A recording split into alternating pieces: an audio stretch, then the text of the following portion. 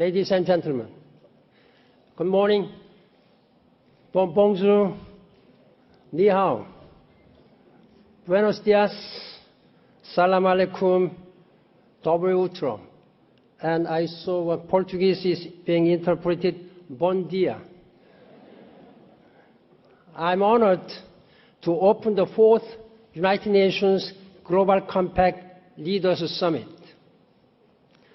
I'm inspired to see such a diverse group of leaders today from business, civil society, and governments, and philanthropists. You are here because you understand that change and progress are possible with a vision and ambition. The message of the introductory video and our guest speaker, Dr. Trent, is that individual actions count. And I'm deeply inspired and moved by what Dr. Trent said and her experience. Your actions count. We need you to be architects of a sustainable future for all of us. I'm particularly happy to see a large representation of women today, but I want to see more women sitting in the boardrooms. Women's empowerment is essential to sustainable development and stable, progressive societies. We must commit to breaking the glass ceiling from the classroom to the boardroom. We need all actors working together to pursue a sustainable path that links economic growth, social justice, and environmental stewardship. We live in volatile times. Great advances towards eradicating poverty and disease point to what can be achieved when we work together. But inequality persists and in many cases is growing. Climate change threatens, and the environmental base for future progress is becoming ever more fragile. Sustainable development presents many challenges, but I'm confident we can meet them. In my lifetime, I have seen changes and progresses. I grew up in a country, as you know very well, in a country devastated by a Korean War. I knew hunger. My school was a bare earth under a tree. When it rained, there was no class. My homework was lit by candlelight. Now, when I visit developing countries and meet many school children and heads of government, I can tell them firsthand that better things can happen, and better things, better future, lie ahead of them. But such a change does not happen by itself. It must be pursued with vigor. And by all of society, it must be pursued by vision and strong determination of all the leaders, government, and particularly business leaders who have the capacity to innovate and transform this society. We cannot accept a rising tide where floats only some boats and leaves many to drown. That is where you come in. My appeal to you today is to act for the common good and get others to join you. This is the morally correct thing to do. And it is a smart choice too. Ladies and gentlemen, the sustainable journey that we all need to take is in everybody's best interest. Even if it may sometimes demand short-term sacrifice, nobody can benefit from catastrophic climate change or rampant unemployment and the social unrest that comes with it. Prosperous, stable societies and a healthy planet are the bedrock of political stability, economic growth, and flourishing new markets. Everyone has a role to play here. Our Global Compact is working to bring business to the table as a key partner. It embodies the spirit of shared responsibility that is essential for achieving a better world. At the Compact's launch in 2000, a few companies consider their impact on the environment and on society. Now we have more than 8,000 participating companies and 4,000 civil society signatories in 145 countries. This is significant. We have 101 country networks supporting a growing global corporate responsibility movement. CEOs increasingly see a direct link between corporate sustainability and the bottom line. Human rights abuses, poor working conditions, discrimination, environmental degradation, and corruption, whether in direct operation or the supply chains, are a threat to morale, reputation, long-term investment, and the growth prospects.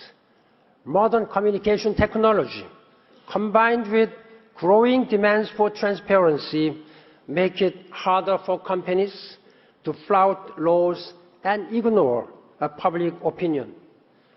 Companies that take their responsibilities to people and the planet seriously will increasingly be in the vanguard. That is why the investment community is looking closely at sustainability and factors like environmental stewardship, labor standards, social responsibility, and good governance. In short, business can no longer ignore its social and environmental responsibilities. We need it to help build sustainability through the marketplace. Ladies and gentlemen, distinguished CEOs, your companies have already committed to these principles. Most of you are reporting on your progress. But I want you to go further. First, I want you to see what more you can or should be doing in your own operations and your relationship with trading partners. Second, I want you to act on your commitment by helping to swell the ranks of the Global Compact so we reach a critical mass. Third, I want you to consider how to use your expertise and resources to help to promote the changes we need for a truly sustainable future. We need you to advance innovations and forge collaborations that can have transformative impacts on some of the toughest issues we face. I'm firmly committed to the power of partnerships, working with the business and all key stakeholders to make progress on UN objectives. The immediate challenge is achieving the Millennium Development Goals. Much changed since the Millennium Declaration in 2000. There were skeptics whether these Millennium Development Goals will really make a progress. After 13 years, we have seen tremendous progresses. Even though the private sector was identified for the first time as a strategic player in reaching UN goals, there was no clear role for business in the agenda. Yet, business has had a major hand in reducing extreme poverty, combating diseases like HIV/AIDS, malaria, and in advancing solar, wind, and other modern energy sources. Now, the 2015 deadline for the Millennium Development Goals is fast approaching. We have a little more than 800 days. Governments, the United Nations, and all the stakeholders are working hard to accelerate action to meet the existing commitment. Your support, your commitment is essential. Member States are also working to define the twin pillars of a more sustainable world. That is, a new, single, and coherent post-2015 Sustainable Development Agenda. A new universal legal climate agreement by the end of 2015. So we have three major challenges and duties. First, accelerate MDG until 2015.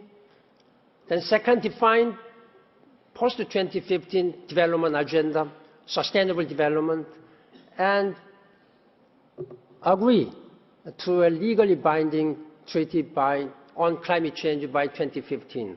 Those are three priorities I ask you to commit yourself. The private sector will be integral. The post-2015 period presents a historic opportunity. Perhaps for the first time in human history, we have the tools to eradicate extreme poverty.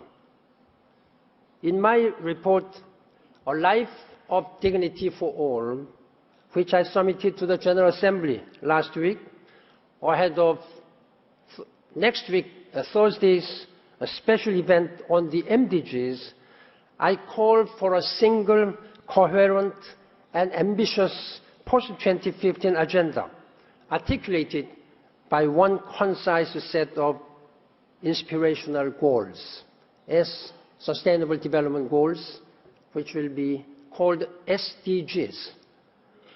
This is a universal agenda. Poverty eradication must be the highest priority, with the sustainable development at the core. We must also address the challenges of climate change. This will require urgent action towards a new dynamic of sustainable energy and job-rich, low-carbon growth. We will need business to play a leading role. Companies can move from bystanders to builders. Today, I am pleased to table an important report from the Global Compact on building a business engagement architecture for the post-2015 agenda. While this architecture will need to grow and evolve as governments set their directions on climate and a post-2015 development framework, this is a very important starting point. This architecture is designed to drive and scale up corporate actions to directly advance United Nations goals. It connects the dots in the ever-growing field of responsible business initiatives, standards, and certifications. And it calls on corporate leaders to work together on an entirely new scale, collaborating and co-investing to share risks and realize opportunities.